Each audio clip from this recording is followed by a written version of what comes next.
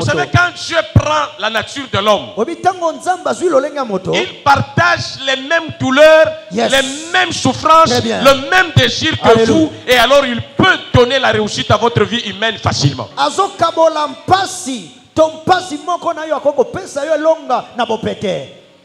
Les enfants d'Israël souffrent. Dieu dit, j'ai entendu vos cris de douleur. Parce que moi-même, je ne sais pas vous délivrer directement. Je vous donne Moïse qui peut être sensible à vos douleurs. Bien aimé, je vais vous dire une vérité. Par moment, Dieu laisse les gens mourir là où nous, pasteurs, nous ne voulons pas que les gens meurent. Parce que Dieu, comme esprit, il n'a pas d'état d'âme. Ce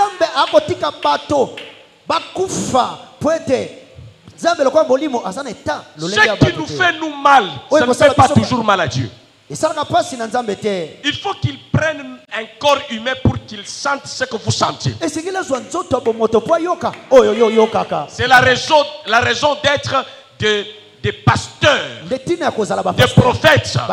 Si tu as un bon pasteur, avant qu'il ait pris pour toi, il doit sentir la douleur de ta vie comme tu la sens, afin de libérer le potentiel de Dieu en ta faveur. Quand Dieu a pris la chair, quand Dieu est devenu un être humain, en Jésus-Christ, il marche. Écoute ce que la Bible dit. Il regarde quelqu'un qui souffre. La Bible dit il eut compassion. Mais avant de porter le corps là, cette compassion là, Dieu ne la sent pas. C'est un Dieu que vous imaginez, hein? Dieu veut faire le mal sans pitié.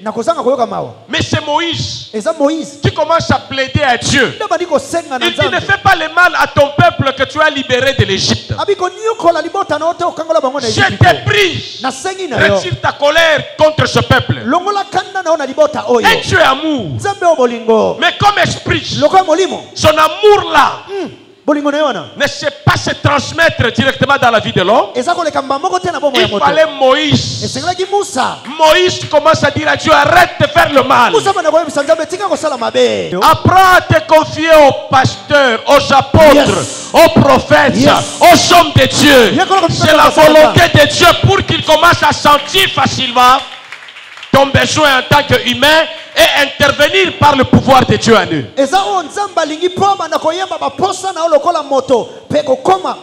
J'ai vu Dieu même aujourd'hui. Quelqu'un est en train de mourir.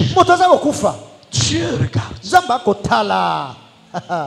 J'ai commencé à avoir mal. Je dis non. Pas la personne ici. Et j'ai prié. Dieu m'a exaucé. Il a laissé son pouvoir récupérer la situation. Frères et sœurs, je t'en supplie, n'oublie pas. N'oublie pas. La confiance au Seigneur t'a fermé, mais la confiance à l'homme de Dieu. L'homme de Dieu t'apporte les divins avec le souci de te transmettre le bonheur dans la dimension humaine. Dans cette dimension humaine. Quand tu dis je m'en fous des hommes de Dieu, je vais m'occuper de Dieu seulement. Je te dis, ce verset n'est pas écrit pour rien. Toute écriture est inspirée de Dieu. Mieux et bien pour enseigner, convaincre. Il n'y a pas, imaginez, Dorcas Tabitha, avec tous les biens qu'elle faisait à l'église. Quand quelqu'un meurt, qui reprend son âme? C'est Dieu, hein? Mais comment Dieu va récupérer l'âme d'une personne importante comme ça à l'église? L'église a besoin de gens qui savent aimer et soutenir l'église. Mais Dieu va venir prendre, au lieu de prendre les âmes de Chégué, il prend l'âme de quelqu'un qui est bon. C'est comme si Dieu a besoin de leurs esprits au ciel. Mais nous aussi, nous avons besoin de leur humanité sur la terre.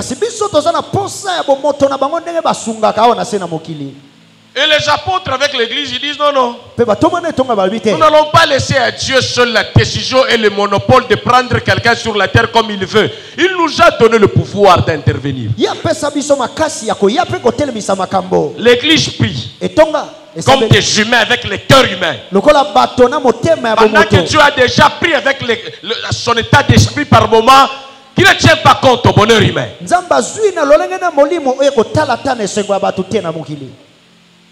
Que Dorcas Tabitha revienne à la vie. Et gloire à Dieu. Dieu respecte le pouvoir qu'il a donné à l'église, à ses serviteurs, au point que pour la vie de la terre, écoute mon ami, Dieu n'est pas devant les hommes de Dieu. Je te l'avoue, mets ça dans ta tête. Le président de la République en action ne sera jamais devant l'OPJ. Même s'il est le chef suprême, il y a des choses où c'est l'OPJ qui est devant. Et si la justice, c'est qu'il peut dire, le président constate. Parce que la justice est au-dessus de tous. Même du président de la République. Maintenant, la parole de Dieu dit, Dieu est derrière les paroles de ses envoyés. Il n'est pas devant, il est derrière. Si l'homme de Dieu ne parle pas, Dieu n'est nulle part pour toi. Très bien. Je t'en supplie de comprendre ces choses. Si tu veux être heureux sur la vie de la terre, tu as besoin d'avoir ton pasteur, ton berger, ton conducteur spirituel,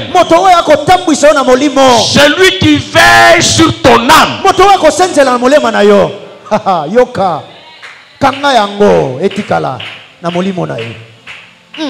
Pourquoi veiller sur ton âme? Parce que Dieu là, lui, il peut déposer des histoires dans ton âme qui ne tiennent pas compte du bonheur de ta vie sociale. C'est ce qui provoque les gens comme Nabungi Satanyoso, Natikala Nayo. Et ça bateau va commis affermi excessivement. Babandi Kobosa Nake. On doit vivre dans l'équilibre. On ne peut pas tout manquer à cause de Jésus, mais on a tout pleinement en lui. Le pasteur contrôle. Bolingo na yo ezala na excité. Nanzamba en tant qu'esprit. Yes. Amen.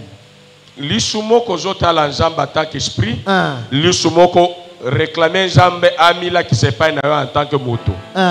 Amen. Soki nzamba komi mutu, bomo ya kimutu komi elengi. Yoka. Quelqu'un comprend? Il y a beaucoup de gens qui partaient dans l'échec. Si un homme de Dieu vraiment s'arrête sur ta vie et que tu as la considération de sa fonction, frère, Dieu est humble. Il écoute très bien ce que c'est la décision de son serviteur. C'est aujourd'hui où les gens commencent à prendre au nom de Dieu la pastorale à la légèreté. Écoute ce que Jésus a dit. Vous savez ça? Le royaume est ses clés pour une vie de triomphe. Le royaume, c'est le pouvoir de Dieu par l'esprit sur la terre. Pour que l'église gouverne dans ce monde. Et ces clés ici, Jésus les remet à ses serviteurs. Il dit à Pierre, je te donne les clés du royaume. Et Pierre est l'image, le symbole de ministre d'autorité. Tous les pasteurs que Dieu a appelés à le servir, tous les prophètes, tous les hommes de Dieu appelés par Dieu ont reçu le pouvoir de la gestion des décisions sur le sort des hommes. Écoute ce que la Bible dit. Ce que vous déciderez sur la terre, c'est ce que le ciel prendra en compte comme décision. Et je vais vous faire réfléchir. Le pouvoir que tu as donné à l'église, premièrement aux dirigeants, et c'est aux dirigeants de vous connecter à ce pouvoir. Mais je le répète, ça ne sera jamais égal à eux. Tant que je suis vivant ici, personne ne peut m'égaler en autorité, en puissance, et c'est l'ordre de Dieu. Personne.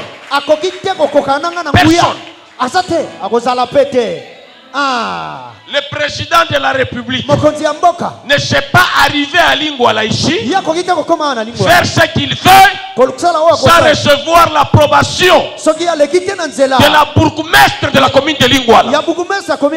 Elle est là aussi. Les autres peuvent rester. Si on va déplacer le palais du peuple à Bandal, le bourgmestre Bandal va travailler avec le président dans sa commune. Il en est de même. Dieu ne pourra jamais travailler dans son ministère contre l'autorité de son pasteur établi. S'il entre, je serai à ses côtés, ensemble, pour changer des choses dans ta vie. Et si tu auras une vie paisible et humainement parlant, comprenez ces choses, vous serez heureux. C'est comme ça que vous n'avez aucun intérêt de maltraiter votre pasteur, de maltraiter votre berger. Il y a un principe: si vous déclenchez les malheurs contre le berger, les malheurs retournent contre vous.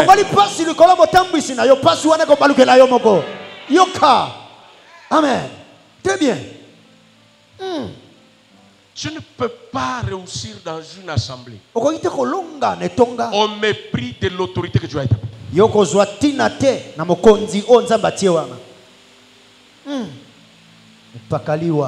Si tu es dans une église, tu n'es pas prêt à respecter ces choses, va en enfer de l'humanité sur la terre. Il ne faut pas rester dans une église avec confusion dans la tête. Quand tu ne sais pas bien le rôle d'un professeur, tu risques de lui donner le marteau pour qu'il vienne réparer la porte chez toi. C'est le conflit qu'il y a entre les pasteurs et les fidèles. On a tendance à oublier le rôle des pasteurs dans la vie des gens et le comportement des fidèles dans la vie de leur pasteur. C'est comme ça que vous pouvez être dans une église, les autres se retrouvent, les autres ne se retrouvent pas.